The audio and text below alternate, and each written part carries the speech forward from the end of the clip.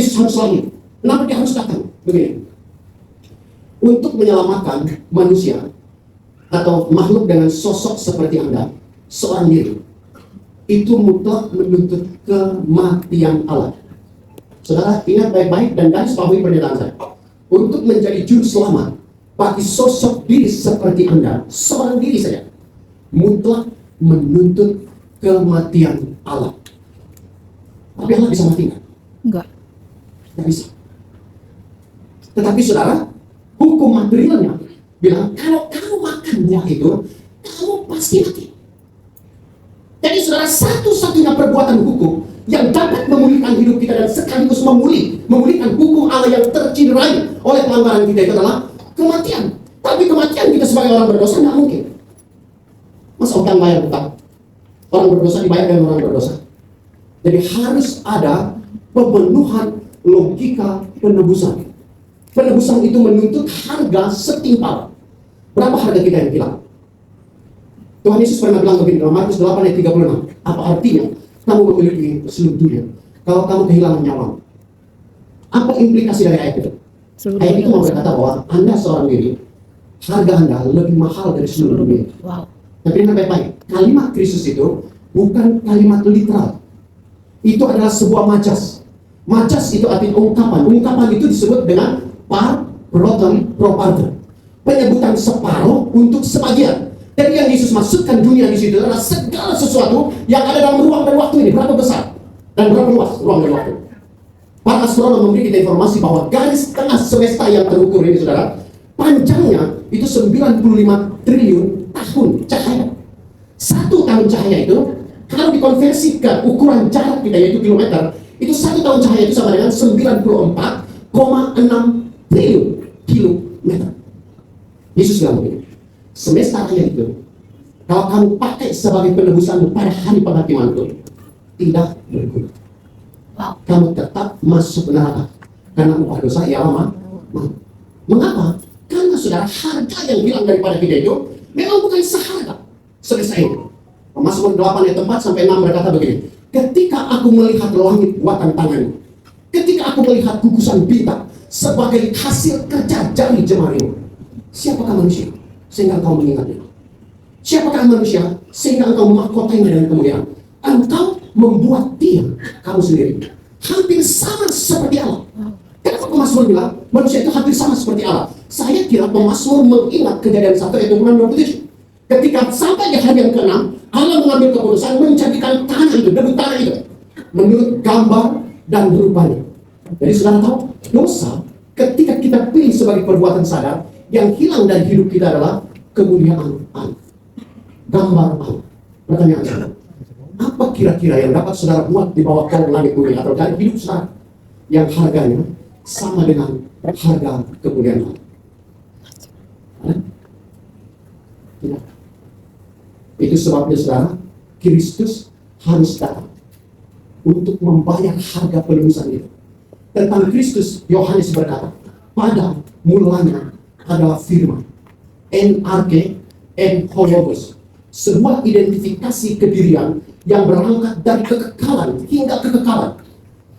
Hologos, kai hologos, prostonteon. Firman itu bersama-sama dengan Allah. Dan itu sebabnya saudara, ayat 1 Yohanes 1 berkata firman itu adalah Allah. Segala sesuatu dijadikan oleh dia tanpa dia. Ayat yang ketiga. Artinya dia bukan saja Allah yang kekal, yang sehakikat dengan Bapanya, tapi saudara, segala sesuatu dijadikan oleh dia. Dan Alkitab bilang begini, firman itu telah menjadi manusia. Yohanes 1 ayat 14. Supaya apa? Ayat 29 Yohanes 1 berkata, supaya firman yang adalah Allah yang kekal itu, yang jadi manusia itu, menjadi anak domba yang mengangkut isi dosa isi dunia. Artinya apa yang Kristus korbankan, yaitu tubuh dan darahnya di Kalvari itu, adalah sebuah harga yang sama dengan harga kemuliaan Allah yang hilang dari hidup kita. Mengapa? Karena tubuh dan darah yang dia korbankan di Kalvari itu adalah tubuh dan darah yang dia bangun sendiri dalam kualitas kalahannya sebagai manusia Allah di dalam rahim Maria. Artinya tubuh dan darah itu adalah tubuh dan darah Allah yang sama harganya dengan harga kemuliaan kita.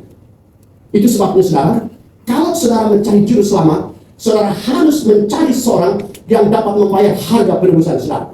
Dan itu hanya saudara dapatkan Di bawah kolong langit ini namanya Yesus Nazaret. Mengapa? Karena dia Allah yang jadi manusia. Amin. Tetapi dengan baik-baik. Membayar harga saja tidak cukup untuk penebusan kita. Dia harus berkuasa atas konsekuensi dosa itu. Upah dosa ialah maut. Jadi di samping dia membayar harga penebusan, dia harus berkuasa mengubah hidup Anda. Dari seorang mati menjadi seorang hidup. Kristus berkata, akulah kebangkitan dari hidup. Kenapa dia bilang begitu?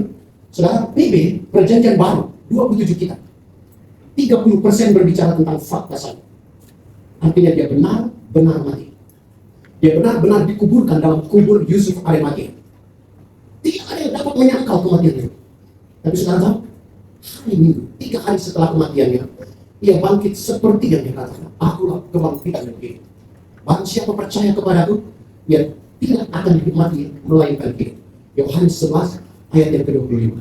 Itu sebabnya saudara, kita mutlak memerlukan Kristus yang hadir sebagai putra Natal itu, karena tidak saja ia cakap membayar harga dosa yang tidak dapat kita bayarkan itu, tetapi juga ia cakap mengubah hidup kita dari mati menjadi hidup oleh kebangkitannya.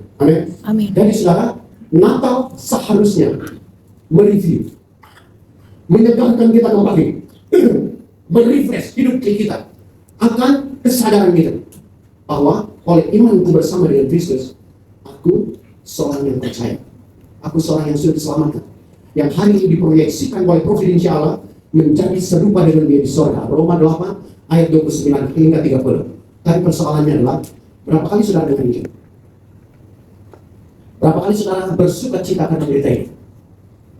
Pernahkah saudara berbagi cerita ini kepada orang lain? Setiap ayat, apakah saudara bisa memastikan bahwa istri dan anak-anak saudara sudah punya Yesus? Setiap ibu memastikan suami dan anak-anaknya sudah punya Yesus? Setiap orang tua memastikan anak-anaknya sudah punya Yesus? Setiap kita yang bersahabat di marketplace kita masing-masing, apakah saudara memastikan bahwa mereka yang menjadi kontributor, orang-orang yang mensuplai kebaikan bagi hidup saudara, menjadi pelengkap hidup saudara hari ini di marketplace saudara? Apakah saudara pernah berpikir bahwa kasih yang menghidupkan dalam Kristus itu saudara pernah share kepada mereka? Itu persoalan kita hari ini. Billy Graham bilang begini, persoalan terberat dunia bukan nuklir atau resesi ekonomi atau peperangan, konflik politik. Persoalan dunia paling parah itu adalah sikap orang Kristen yang salah terhadap Alkitab. Kenapa redaksional tema hamba salah, dan lalu perilaku orang Kristen tidak menggambarkan hidupnya sebagai terang Tuhan, garam Tuhan, surat terbuka Tuhan, duta kebesaran dan kemuliaan Allah di marketplace. Apa yang menjadi pandu hidup kita? Itu nanti Tuhan. Blaise Pascal berkata, memiliki konsep yang benar untuk setiap perilaku kita. Pascal adalah seorang bapa matematika dunia, tapi seorang filsuf dari Prancis. Dia berkata bahwa memiliki konsep hidup yang benar. Kenapa? Karena konsep itu dasar dari perilaku. Apa yang saudara yakini, itu yang saudara mau. Bangun konsepsi peradaban saudara, rumah tangga saudara, gereja saudara, komunitas saudara, berpandu firman. Alkitab ini saudara harus menjadi pandu hidup kita setiap hari. Saya tidak tahu apakah ada orang di dalam ruangan ini yang adalah penemu keyboard itu, penemu mic itu, penemu listrik itu. Saya tidak tahu. Tapi kita sayangnya hanya pengutip saja, pengguna saja. Kenapa kita bisa menggunakan ini? Kenapa kita bisa mengoperasikan sound system itu dengan baik? Walaupun kita bukan penciptanya. Karena ada buku panduan dari pabrik kita. Siapa yang menciptakan sekarang? Ayah ibu kita menurut Alkitab dan saya hanya instrumen keputusan Allah. Allah pencipta setiap kita. Kalau Allah pencipta kita, dia berkata bahwa ini buku panduan kita. Jadi setiap kita harus punya Alkitab membacanya.